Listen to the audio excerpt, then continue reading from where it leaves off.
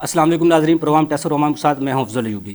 ناظرین، سے پہلے کہ ہم اپنی گفتگو کا آغاز کریں، پہلے دیکھتے ہیں ماہرین اس حوالے سے کیا کہتے ہیں۔ حالیہ ایف بی آر نے جو مسودہ جاری کیا ہے لوگوں کے لیے، تاجروں کے لیے، اس کا سمجھ سے باہر ہے کہ وہ کیا کرائیٹیریا ہے چھوٹی دکان بڑی دکان کا، سائز کا۔ یہ میں سمجھتا ہوں کہ یہ بالکل ناقابل قبول ان کا یہ سارا کچھ ہے، کیونکہ اس کے کوئی نتائج نہیں نکلیں گے۔ یہ آج سے اگر آپ 15 سال پہلے چلے جائیں تو یہی آپ کو ڈیٹا نظر آئے گا، وہی، اور اس کو یہ رپیٹ کیا گیا۔ تو میں نہیں سمجھتا کہ یہ کوئی کرائیٹیریا چھوٹے تاجر کا بڑے تاجر کا، اس سے یہ 20 سالوں میں بھی اس پر عمل درآمد نہیں ہو سکتا، کیونکہ ایک چھوٹی دکان پر بیٹھا ہوا کروڑوں کا کاروبار کر رہا ہے، اور بڑی دکان پر بیٹھا ہوا سارے ہی جو کروڑوں کا نہیں کر رہے، وہ ہزاروں میں کر رہا ہے۔ تو اس کا تعین کرنا اور پھر اس کے لیے پریشانیاں اور زیادہ بڑھیں گی اس سے۔ تو میں نہیں سمجھتا کہ یہ کوئی سمجھدار آدمی نے اس کا مسودہ تیار کیا۔ اس کا مسودہ تاجروں کو بٹھا کر ان کی مشاورت کے ساتھ تیار کیا جانا تھا۔ فکس ٹیکس کا نظام بڑا اچھا نظام ہے، اس کے اور بڑے طریقہ کار ہیں۔ میں سمجھتا ہوں کہ ہم قرضہ دینے والوں میں ہوں گے، لینے والوں میں نہیں ہوں گے، اگر اس قوم کا ہاتھ تاجر ٹیکس دے گا، لیکن اس کو اعتماد میں لیا جائے، اس اعتماد کے ساتھ آگے چلا جائے۔ کیونکہ اس طرح اگر آپ کہیں گے چھوٹا تعین کرنا مشکل ہے، اس کو کیٹیگری وائز میں لایا جائے کہ جو شخص اس کا طریقہ کار جو صحیح معنوں میں کہ آج جو 10,000 روپے ٹیکس دے رہا ہے آپ کو قابل قبول نہیں ہے، اگر نہیں ہے تو آپ یہ سب کر رہے ہیں نا۔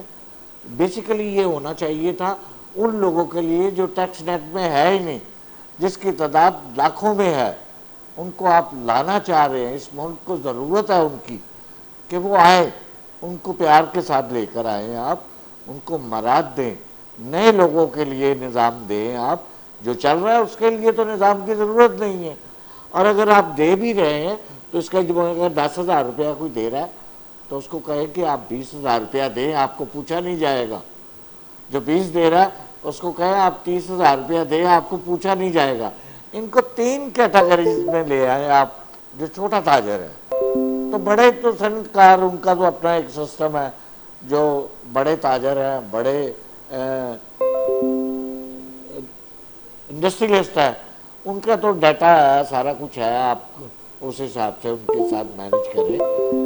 لیکن میں یہ سمجھتا ہوں کہ آپ کے پروگرام کی وساطت سے ایک میسج دینا چاہتا ہوں حکومت پاکستان کو کہ یہ جو سمگلنگ ہے، جب تک آپ اس کو کنٹرول نہیں کریں گے تو کسی چیز کا کوئی حل نہیں نکلے گا۔ اور یہ مین جو وجہ اس کی ہے وہ تاجر نہیں ہے، وہ مافیا ہے، جس کی وجہ سے یہ منڈیوں تک پہنچتا ہے سمگلنگ کا۔ اب آئے افغانستان ٹریڈ دیکھیں آپ، چھوٹا سا ملک ہے، وہ اتنا مال اس کا جا رہا ہے، اور اتنا چائنا سے، انڈیا سے اور ممالک سے بھی جا رہا ہے۔ کیا اس ملک کی ضرورت ہے؟ نہیں، وہ اس پاکستان میں سارا بغیر ٹیکس کے سیل ہو رہا ہے۔ اور یہ میں سمجھتا ہوں کہ اس کو کنٹرول کریں، جو کرنے والا کام ہے وہ کرے، یہ کام کرنے والا نہیں چھوٹی دکان بڑی دکان کا تعین آپ کرتے پھرے، لوگ آگے ایک دکان کے 4 حصے کر لیں گے، پھر آپ کیا کریں گے آپ اس کو؟ تو یہ کرائیٹیریا نہیں ہے۔ میں سمجھتا ہوں کہ اس کو آپ فوری طور پر اس پر اپنا وقت ضائع نہ کریں، اس وقت قیمتی وقت ہے قوم کا بھی، اور اس وقت جو بحران چل رہا ہے اس ملک میں، تجارت بالکل برباد ہو کر رہ گئی، ٹریڈ اس ملک کی برباد ہو گئی رہ گئی، اور انڈسٹری کا جنازہ نکل گیا۔ یہ چائنا ٹریڈ سے، انڈین ٹریڈ سے کہنے کو تو دشمن ہے ہمارا، وہ منافق دشمن ہے، لیکن آج اس کی مصنوعات کیوں اس ملک میں سیل کی جا رہی ہیں، اور اس کا مکمل بائیک کاٹ ہونا چاہیے حکومتی سطح پر، اور پھر عوامی سطح پر آنا چاہیے اس کو۔ یہ کیوں کہ حکومتی وجہ، یہ کوئی سوئی نہیں ہے، ماچس کی ڈبی نہیں ہے جو آپ سرحد پار سے لے کر آ جاتے ہیں، ٹرکوں کی کنٹینروں کی شکل میں آتی ہے، اور یہ وہ مافیا ہے جو اس ملک کو نقصان پہنچا رہا ہے۔ اور یہی وجہ ہے کہ آج ہماری اکانومی تباہ ہو چکی ہے، ہماری ٹریڈ برباد ہو چکی ہے، ہماری انڈسٹری کا جنازہ نکل گیا. یہ ان کے مین فیکٹر یہی ہیں. یہاں پر کنٹرول کیا جائے. میں سمجھتا ہوں کہ یہ اچھا اقدام ہے.